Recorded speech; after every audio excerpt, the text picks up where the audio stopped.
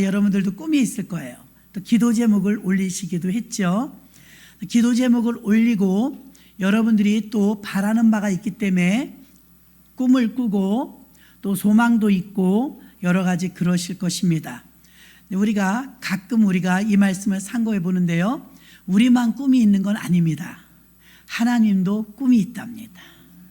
하나님도 꿈이 있는데 우리는 우리 일에 치우치다 보니까 하나님의 꿈에 대해서는 좀 무관심하게 될 때가 많습니다. 자, 예수님은 오늘 본문 말씀에 나오는 말씀이 있는데요, 예수님이 꿈이 딱 두 가지가 있었어요. 이 땅에 오셔서 그 꿈이 첫 번째가 뭐냐면 십자가를 지는 겁니다. 십자가를 지러 성탄절날 오신 거죠. 십자가를 지는 건 죽는 겁니다. 그런데 십자가를 져서 죽으면 많은 열매를 맺는다는 걸 알아요. 그렇기 때문에 십자가 지는 사건이 많은 영혼을 살리는 사건과 같은 것이기 때문에 하나님의 소원은 영혼을 살리는 것과 십자가를 무사히 지는 것, 그게 하나님의 꿈이었습니다. 근데 이걸 우리가 다 알아요. 예수님이 우리 죄를 대신해서 십자가 죽으셨고 오늘 우리가 성찬을 떼는 것도요, 그때 흘리신 그 피 아닙니까? 그 피와 살을 기념하기 때문에 예수님이 십자가에 달려서 우리가 구원받았다는 것은 의심의 여지가 없이 우리가 다 알고 믿고 있는 줄로 믿습니다. 그런데 또 하나가 있대요. 예수님의 소원이. 그럼 예수님의 소원이 하나는 무엇일까요? 주님이 말씀하셨는데도 우리가 잘 기억하지 못하고 예수님의 꿈이라고 생각하지 못하는 부분이 있어요. 그것이 뭐냐면 첫 번째는 십자가를 지는 사건으로서 그 십자가를 지는 일이 얼마나 예수님에게도 부담이었냐면, 그 십자가 지는 것이 예수님이 하나님의 아들인데 무엇이 두렵겠어요? 근데도 마태복음 26장 39절에 보면 조금 나아가서 얼굴을 땅에 대시고 엎드려 기도하여 가라사대 내 아버지여 만일 할만하시거든 이 잔이 내게서 지나가게 하옵소서. 그러나 나의 원대로 마옵시고 아버지의 원대로 하옵소서 하시고 아멘. 겟세마네 동산에서 이 잔을 내게서 옮겨달라는 것은 예수님도 십자가를 지는 것이 달갑지만은 않았다는 것입니다. 왜냐하면 이 십자가를 지는 이 사건은요, 보통 일이 아니에요. 이승만 대통령 저서에 읽어보니까 이런 대목이 나와요. 여러분, 그분이 26인가 27살 때 소위 말하는 운동권 학생처럼 황제 제도를 없애고 대통령 제도를 바꾸자 이런 말을 하니까 비록 그가 왕족이긴 했지만 우여곡절 속에 눈에 가시가 되다 보니까 한성 감옥에 갇히게 된 때가 있었대요. 그럼 젊은 나이에 한성 감옥에 갇혔는데 옛날에 일제시대부터 이렇게 오는 거는 고문이 많았다고 해요. 고문. 우리는 잘 모르지만 그래서 고문을 당하는데, 아니 그냥 감옥에 뒀다가 가끔 나오라고 한대요. 그러면 신문하려고 그러나 보다 그러고 나가면은 고문을 한답니다.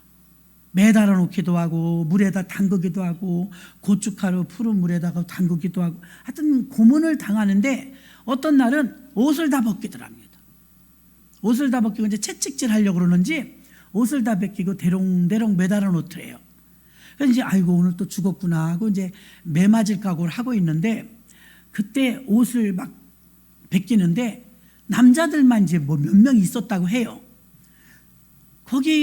거기서 남자들만 있고 남자들만 있는 가운데서 늘 고문을 당했으니까. 그런데 그날은 때리려고 그러는지 옷을 벗기더랍니다. 26인가 27살이었는데 그 지성인이 같은 남자인데도 남자들 앞에서 옷이 벗겨지는데 매 맞는 게 무서운 게 아니고 그렇게 수치스럽더랍니다. 본인이 느끼기에 이 수치가 이 참을 수 없을 정도의 수치감이 몰려오더래요. 창피하고 벌거벗은 모습으로 이렇게 드러나는 것이. 그때는 예수를 잘 믿진 않을 때였거든요. 한성 감옥에서 갇혀 있으면서 목에 칼까지 차면서 성경을 읽기 시작합니다. 이제 거기서 이제 거듭나요. 한성 감옥에서 최고의 어려울 때 거기서 거듭나게 되는데, 예수를 깊이 알진 못할 때 교회 다녀도. 근데 이분이 그때 이걸 깨달았대요. 야, 예수님은 무지 창피했겠구나. 나는 같은 남자들 앞에서도 이렇게 수치감이 밀려오는데, 예수님은 여자들도 있었고 인산인해로 구경꾼들이 모였을 때 빨거벗김을 당하고 채찍을 맞았는데 그 피를 흘리면서 예수님의 모욕감은 나는 될 것도 아니었겠구나. 야, 난 그냥 성경을 읽었는데 내가 이 남자들 앞에서 옷 벗김을 당하는데도 이렇게 수치스러운데 예수님은 얼마나 수치스러우실까 그 생각을 했더라고 해요. 그분이 나중에 말씀하시는 거예요. 수치감이 말도 못해요. 우리가 이제 성화 같은 데 보면은 민망하니까 아랫돌을 입혀놓습니다.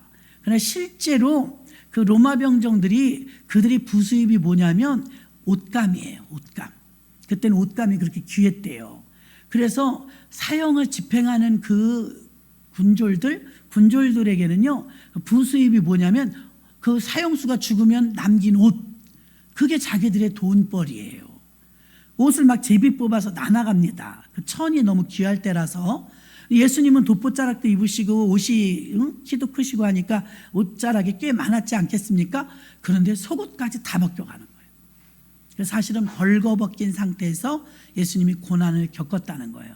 우리는 그 생각까지 못했잖아요. 그냥 벌거벗김을 당했나 보다 했는데 이승만 대통령의 말을 인용하면 그 수치감이라는 게 대단했겠구나. 젊은 남자가, 예수님은 젊은 총각 아닙니까? 젊은 남자가 뻘거벗음을 그 많은 사람 앞에서 당했다는 게 예수님이 그 모욕과 그 수치를 겪으면서까지 왜 참으셔야 했을까요? 그것은 우리들을 살리기 위한 그 꿈을 이루기 위해서입니다. 그 가치를 여러분이 아셔야 돼요.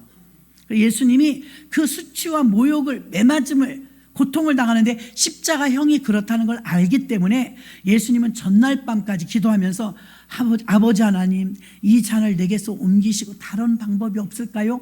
이걸 이제 주님께 물어본 거였겠죠, 하나님께. 근데 하나님이 묵묵무답이었어요. 그러니까 더 깊이 기도하시면서 나중에 주님이 그러나 나의 원대로 마옵시고 아버지의 원대로 하시옵소서. 그리고는 죽죠. 그 다음 날 예수님은 이렇게 이 잔을 꼭 받고 싶진 않았다는 것입니다. 힘겨운 십자가를 그러나 져야만 하는 예수님의 그 사랑을 여러분이 오늘 성찬을 떼면서 의미를 아셔야 될 줄로 믿습니다. 그 가진 모욕과 수치를 겪으면서 우리를 살려내겠다는 그 소망 하나 때문에 그걸 뒤집어 쓰셨다는 것입니다. 예수님께서는 그렇게 우리를 위해서 십자가에 달려 지시는데 그걸 누가 좋다고 하겠어요? 그러나 그렇게 하지 못하면 예수님이 우리를 살려내지 못하기 때문에 아버지의 뜻을 따라서 순종하시고 운명하셨던 것입니다.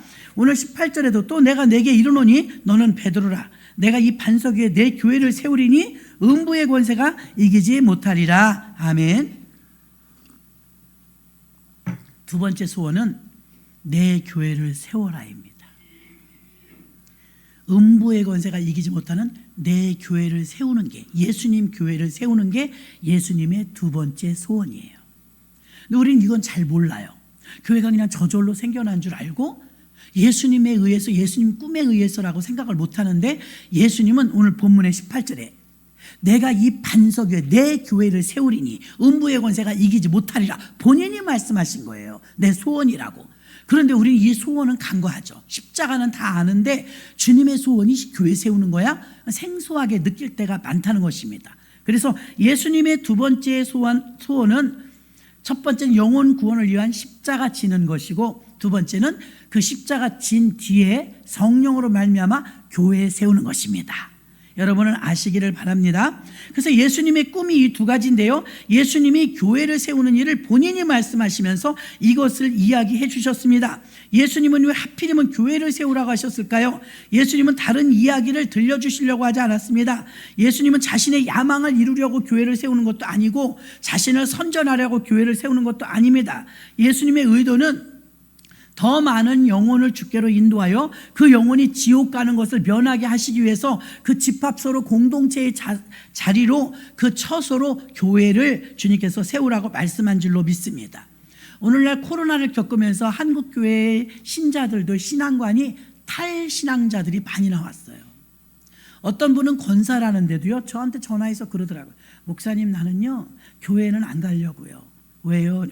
저는 무교회주의자예요. 저 예수를 믿거든요. 그러니까 제 예수를 믿는 믿음이 있으니까 믿음으로 구원받는 거죠. 그렇죠. 믿음으로 구원받으니까요. 저는 교회는 안 나가고 지지고 볶고 뭐 사람 신경 써야 되고 아주 싫어요. 그래서 유튜브로 예배드리고요. 교회는 안 다니려고 그래요. 똑똑하신 것처럼 말씀하시더라고요. 계속 들어봤어요. 그랬더니 교회를 안 가시는 이유가 있습니까? 그랬더니 뭐 봉사도 해야 되고 뭐 안 보이면 찾고 뭐 번거롭고 나 그냥 혼자 예수 믿으면 구원받는데 뭐 구태여 그렇게 할 필요 있어요? 이러시더라고요. 그분은 전형적인 탈교회관을 가지고 있습니다.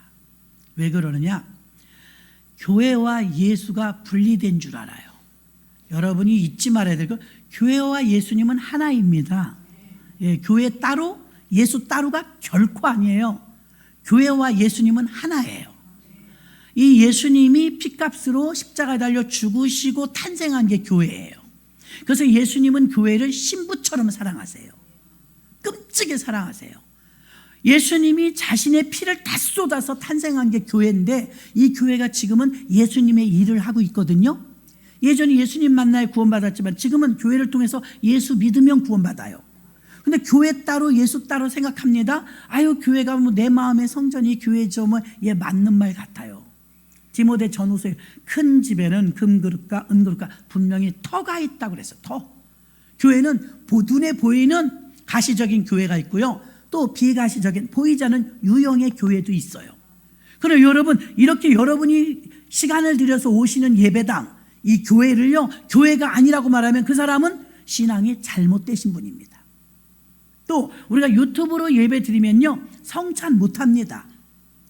교회에 명령하신 게 성찬과 성례전, 그래갖고 세례와 성찬이 있어요.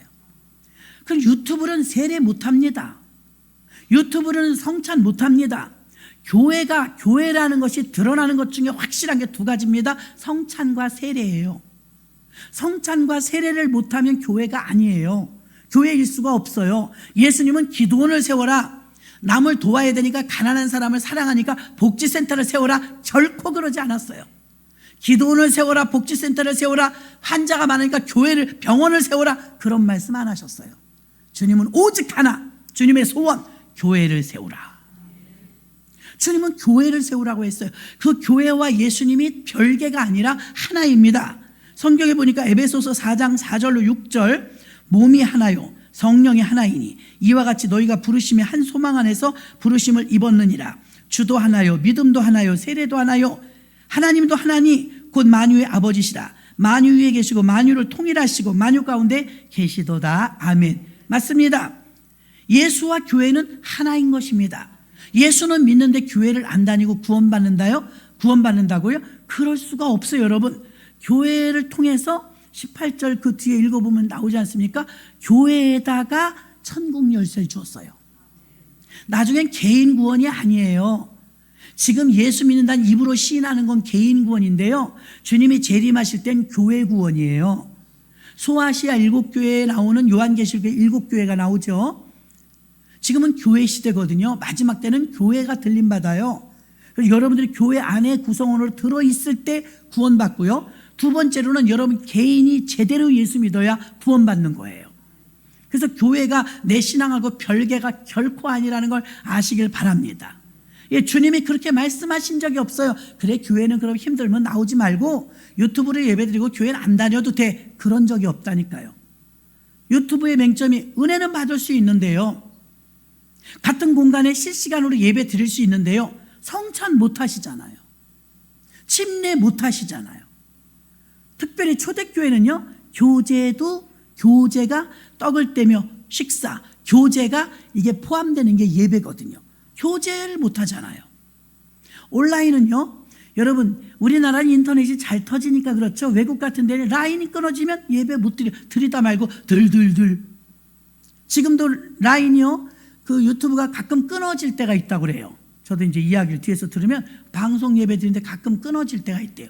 여러분, 여기서는 주의 종이 쓰러지지만 않으면 끊어지진 않아요.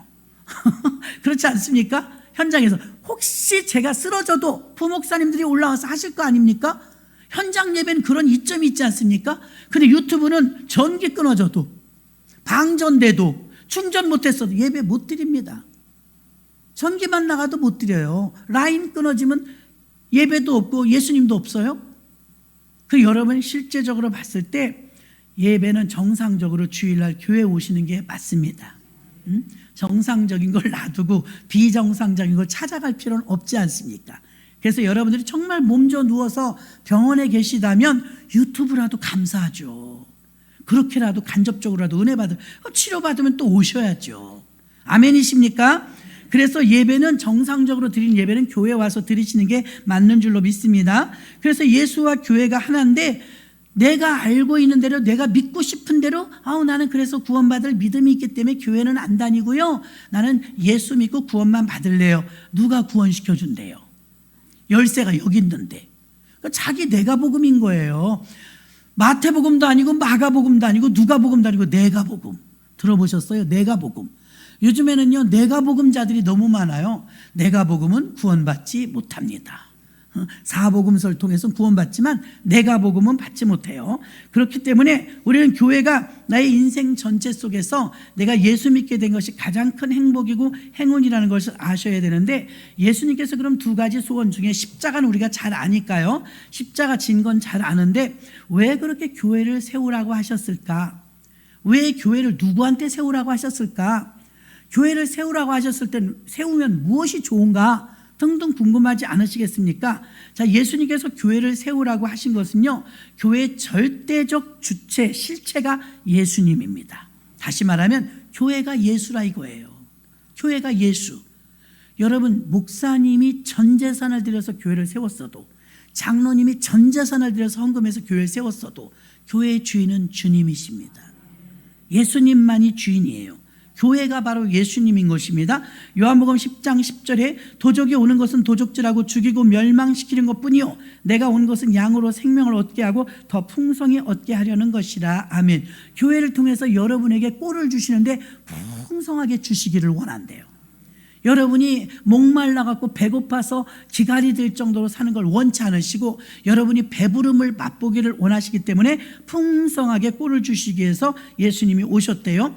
또한 요한복음 12장 47절에 사람이 내 말을 듣고 지키지 아니할지라도 내가 저를 심판하지 아니하노라. 내가 온 것은 세상을 심판하려 함이 아니요 세상을 구원하려 하심이라. 아멘. 예수님이 오신 자체는요 구원하러 오셨다는 거예요. 구원. 예수님이 이 땅에 오신 목적은 생명을 얻고 구원을 해주려는 목적, 그래서 십자가도 지신 것인데, 그렇게 해서 그 예수 믿는 자들이 모이는 장소가 필요했는데 그게 공동체가 모이는 여기 에클레시아, 교회인 줄로 믿습니다. 이제 우리는 우리 자신이 누구인지를 정확하게 드러내시고 또 주님이 우리에게 임박하게 오실 그 미래를 준비하면서 그동안 우리가 신앙생활을 교회를 통해서 해야 되는데, 그래서 먼저 믿은 자들에게는 부탁하십니다. 내 교회를 세우라고 말씀하십니다. 마태복음 16장 13절로 14절에 예수께서 가이사랴 빌립보 지방에 이르러 제자들에게 물어가라사대 사람들이 인자를 누구라 하느냐? 가로되 더러는 세례 요한, 더러는 엘리야, 어떠는 예레미야나 선지자 중에 하나라 하나이다.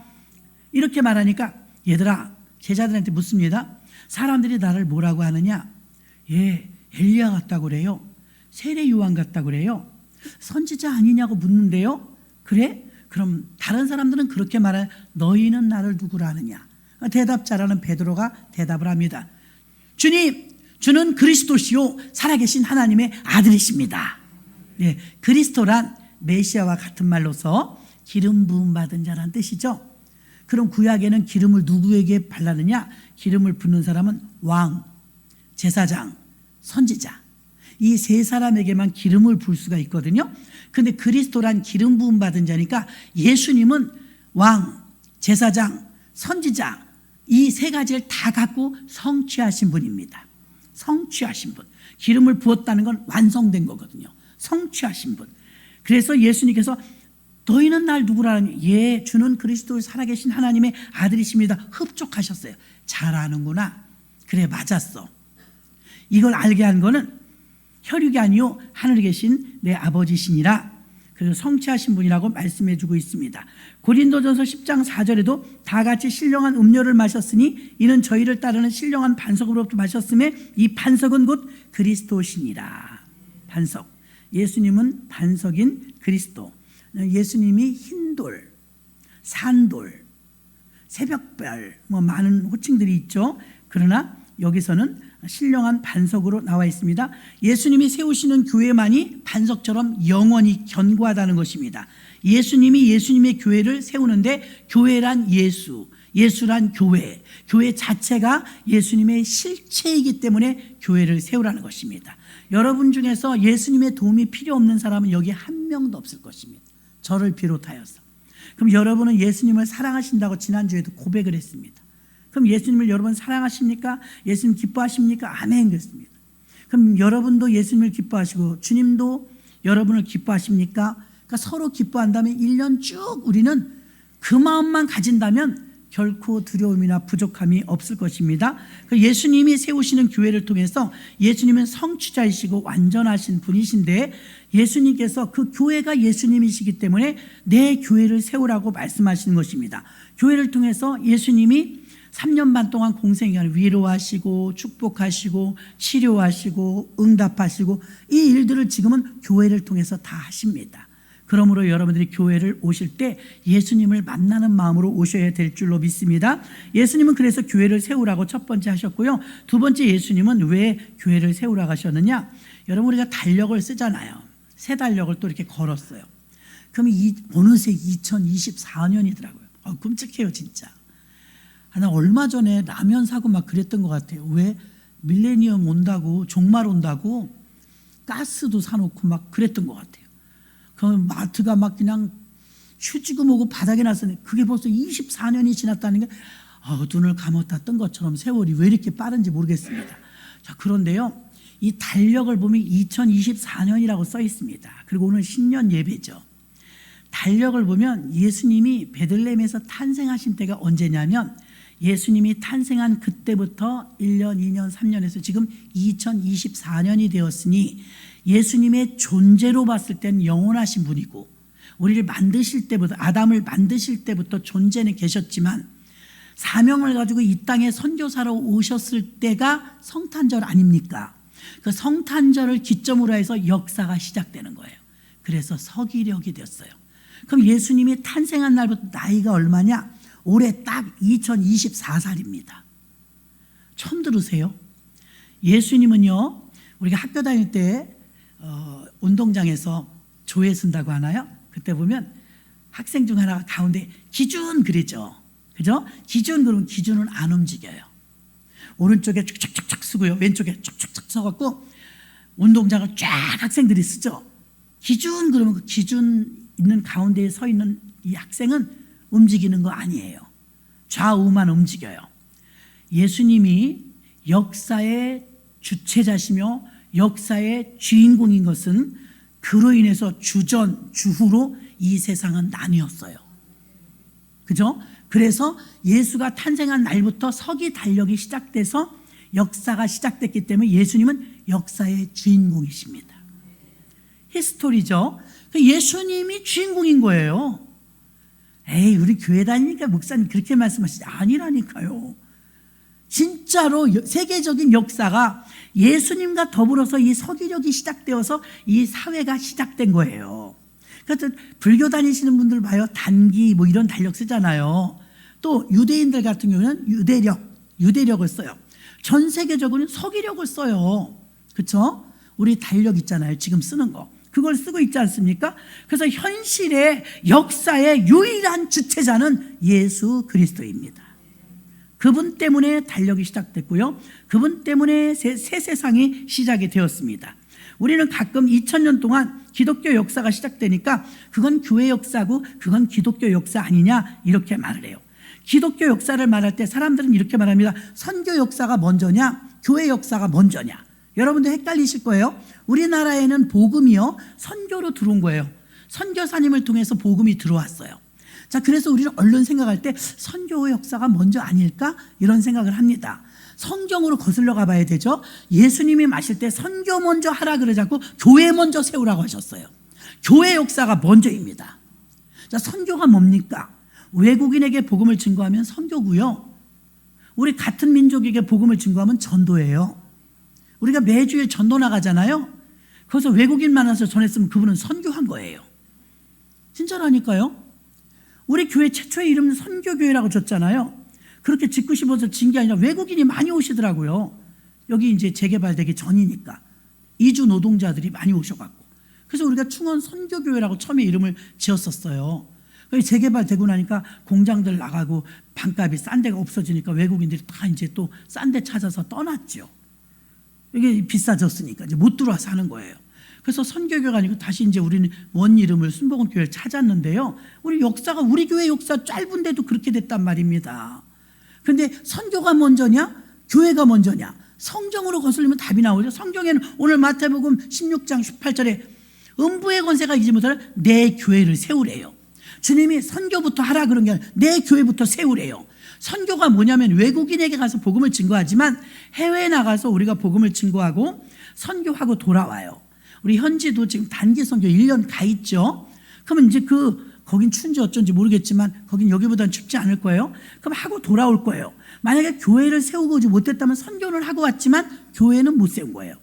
진짜 선교의 열매는요, 교회 세우는 거예요.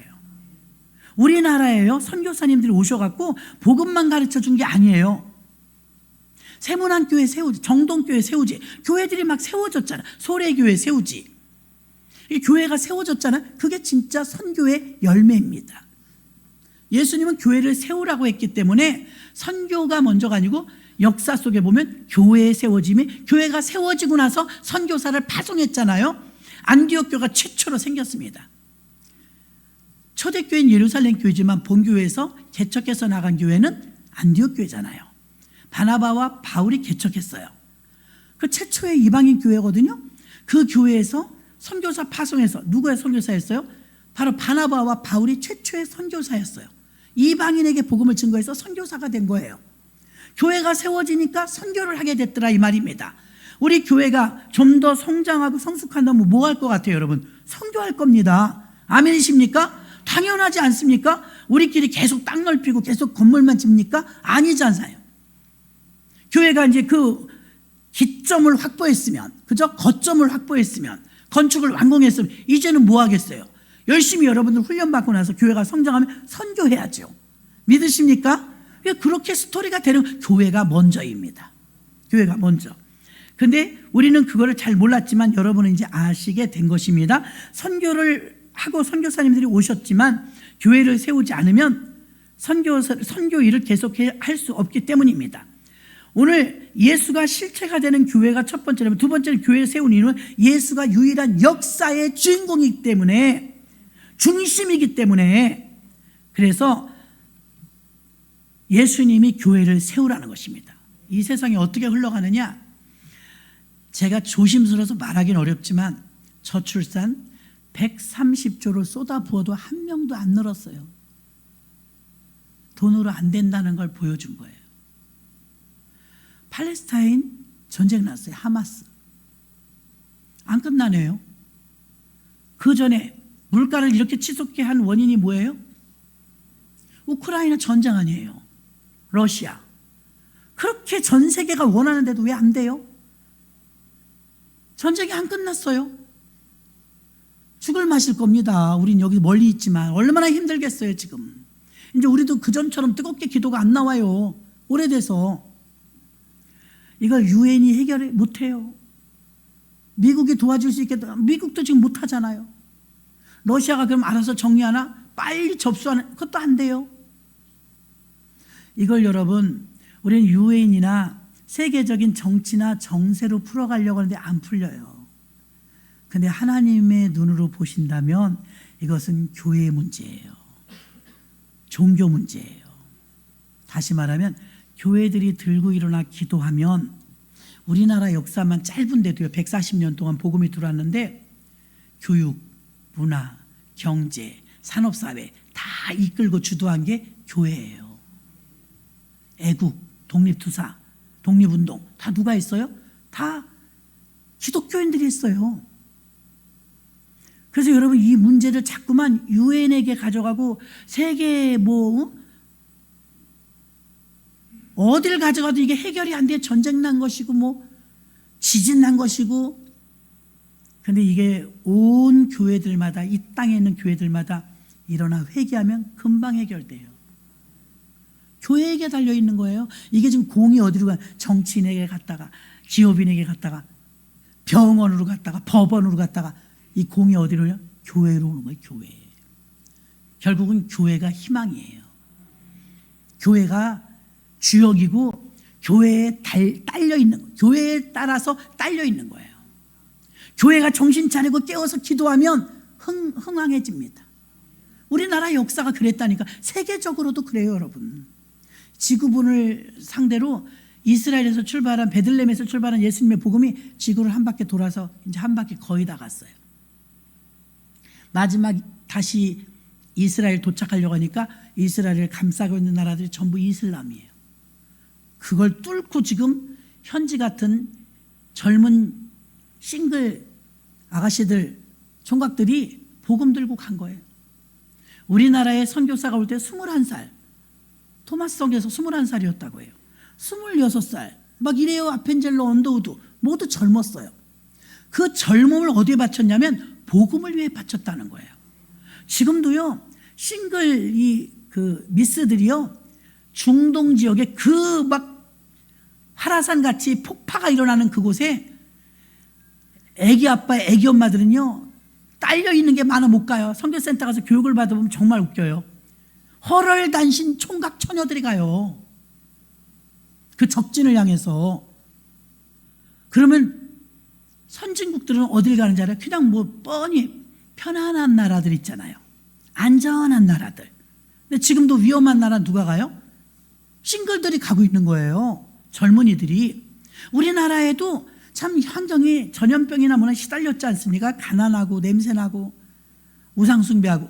이런 나라에 엘리트급들이, 처녀총각들이 온 거예요. 아니면 막 약혼해놓고 오고, 막 결혼해서 애기 데리고 오고, 이렇게 젊은이들이 와서 몸 바쳐서 선교를 하고 교회를 세워졌을 때 대한민국의 열매는 너무나 달죠. 아멘. 너무 귀한 열매가 주렁주렁 맺혔죠. 자금의 우리나라의 현실 상태는요, 코로나 이전하고 코로나 이후하고 완전히 달라요. 코로나 이전은 그래도 근근히 끌고 나갔는데 코로나 이후에 급격히 내리막길을 가게 되었죠. 전 세계적으로는 그렇지 않아요, 여러분. 교회는 계속 늘어나요. 100만 교회가 넘었어요. 근데 우리나라만 만 교회가 줄었다니까요. 만 교회가 말이 그렇지, 여러분. 우리 이렇게 조그만 교회도 얼마나 긍질 가지고 우리가 목회하고 여러분들도 나오는데 이런 교회가 10,000개나 없어졌다고 생각해봐요. 주님이 잠이 오시겠어요? 주무시도 못하고 가슴이 그냥 통곡할 일입니다. 통곡할 일. 우리나라는 지금 안 좋아요. 저출산 문제? 그래요. 기도하시는 분들은 다 아실 거예요. 성령 충만하게 교회가 일어서면 저출산 문제 금방 해결됩니다. 130조 부었다고 아기를 낳는 게 아니더라고요. 아무리 많이, 이제 인천에서 올해 아기 낳으실 분 1억 준대요. 시장님이 발표했어요. 인천. 다른 데 내가 다 기억 못하고요. 그러면 출산 문제가 해결될까요? 안 돼. 그래서 안 돼요. 그래서 우리나라가 막 산업사회로 발전할 때 또 유복해지려고 할 때 보니까 그때가 70년대, 80년대, 90년대 초반까지거든요.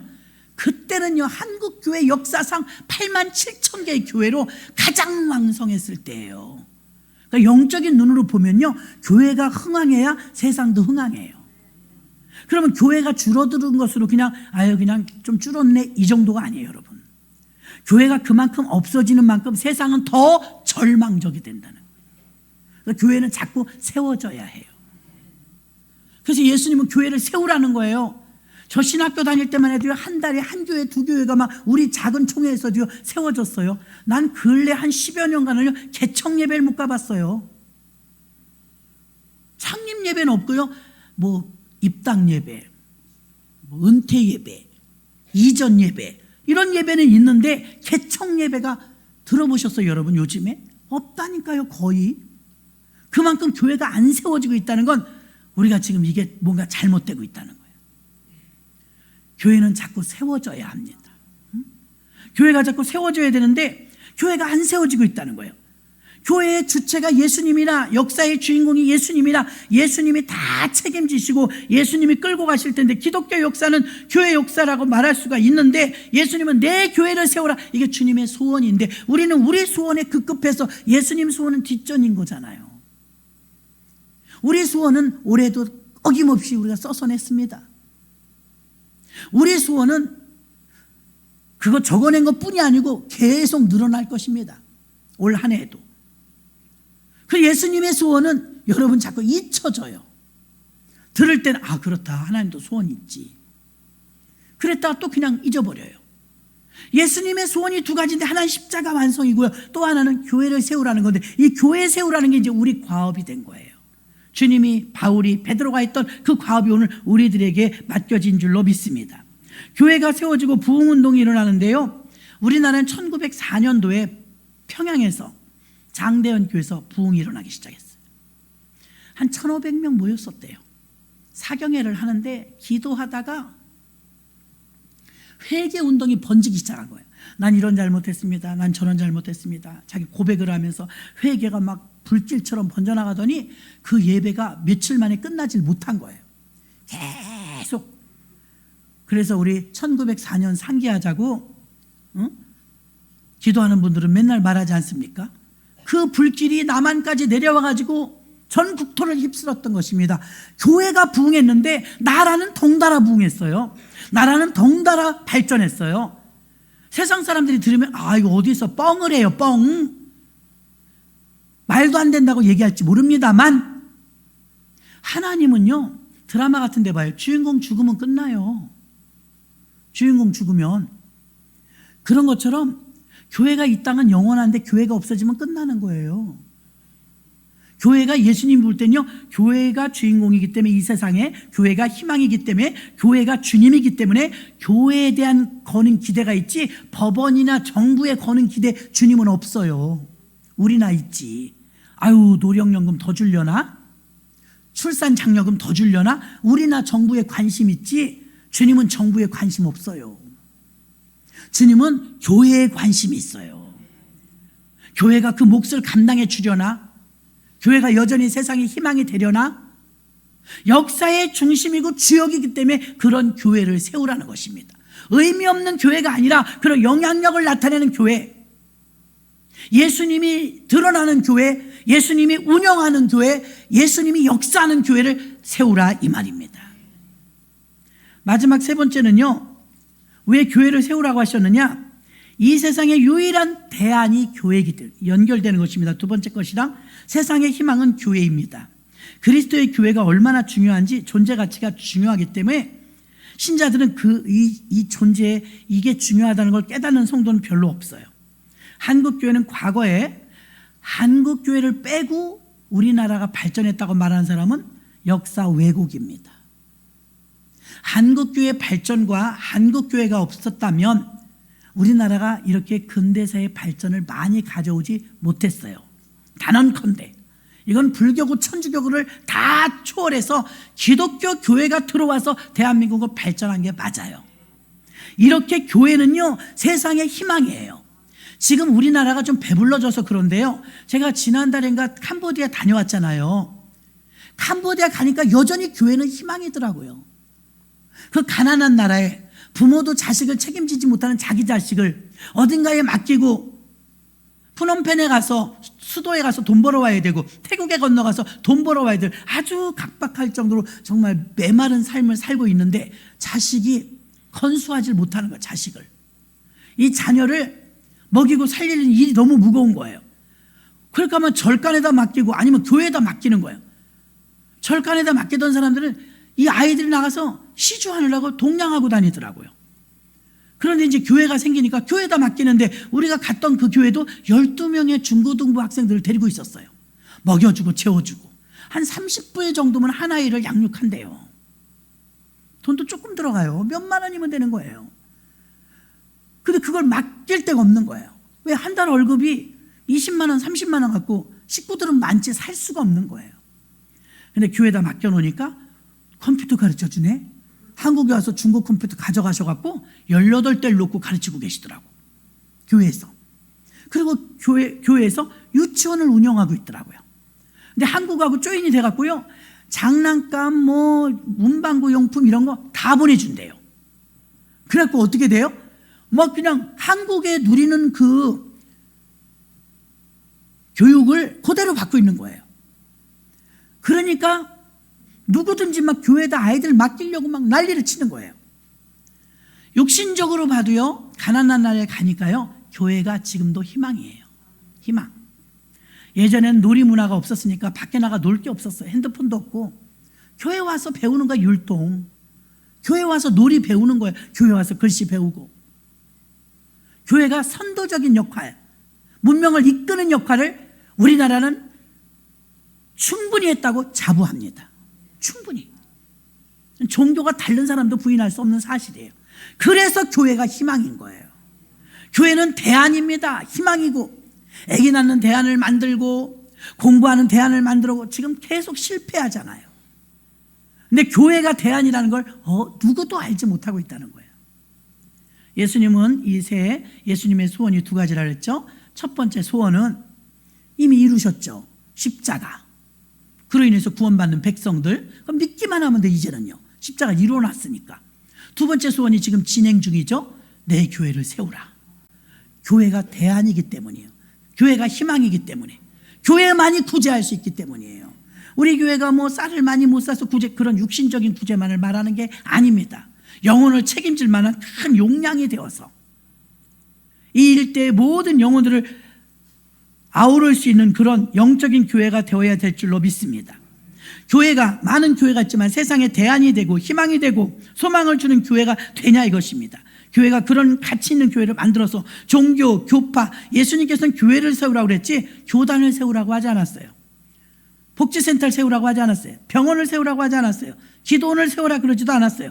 교회를 세우라 그랬어요. 교회가 터전인 것입니다. 고린도전서 3장 12절로 13절, 만일 누구든지 금이나 은이나 보석이나 나무나 풀이나 지피로 이 터 위에 세우면 각각 공력이 나타날 터인데 그날의 공력을 밝히리니 이는 불로 나타내고 그 불이 각 사람의 공력이 어떠한 것을 시험할 것입니다. 아멘. 공력, 공적 다 같은 말인데요, 교회 다니면서 여러분들이 공적을 쌓아야 됩니다. 봉사하고 헌신하는 것도 공적이고요, 교회를 세우는 건 가장 큰 공적일 줄로 믿습니다. 여전히도 교회는요, 나의 모든 것, 나의 희망, 예수님이 나의 전부라면 똑같이 고백하세요. 교회는 나의 희망입니다. 교회는 나의 안식처입니다. 교회를 사랑합니다. 이런 고백이 여러분의 입에서 많이 나와야 될 줄로 믿습니다. 예수님의 교회를 모르기 때문에 사람들이 희망 없이 교회를 다닙니다. 그러나 빌립보서 3장 13절에 형제들아 나는 아직 내가 잡은 줄로 여기지 아니하고 오직 한 일, 즉 뒤에 있는 것을 버리고 앞에 있는 것을 잡으려고 달려가노라 했습니다. 바울이 말한 것처럼 뒤에 것은 버려두고 앞을 향하여 달려간다. 대안이 되는 교회를 위해서, 교회를 세우기 위해서 이 세상의 아픔과 고통과 전쟁과 기아와 폭력과 테러와 타락, 이 모든 것의 대안은 여전히 교회구 예수님입니다. 평화를 누리겠다고 전쟁을 또 하잖아요. 그거는 빌미일 뿐이지 어찌 평화로운 전쟁이 있을 수가 있단 말입니까? 그러나 평화의 왕으로 오신 예수님만이 이 모든 것을 무마하여 동독 서독이 화해했던 것처럼 남북한도 그렇게 화해가 되려면 예수, 교회밖에 대안이 없다는 것입니다. 믿음으로만 가능한 것입니다. 말씀을 정리합니다. 사도행전적 교회를 세우기 위해서 힘찬 발걸음을 내디디시는 여러분들이, 우리 교회가 건강한 교회, 센터 교회, 중앙이 되는 교회, 더 나아가서 영향력을 나타내는 교회, 세상의 희망이 되고 소망이 되는 교회를 우리 다 같이 만드셔야 합니다. 그 교회를 세우는 일이 우리 소원이 아니고 목사님 소원이 아니라 주님의 소원입니다. 우리는 우리 소원과 우리 기도 제목만 관심이 많았지만 올해는 여러분이 예수님의 소원에도 관심을 가지시기를 주의 이름으로 축원합니다. 말씀을 생각하시면서 통성으로, 주님 올해 나도 교회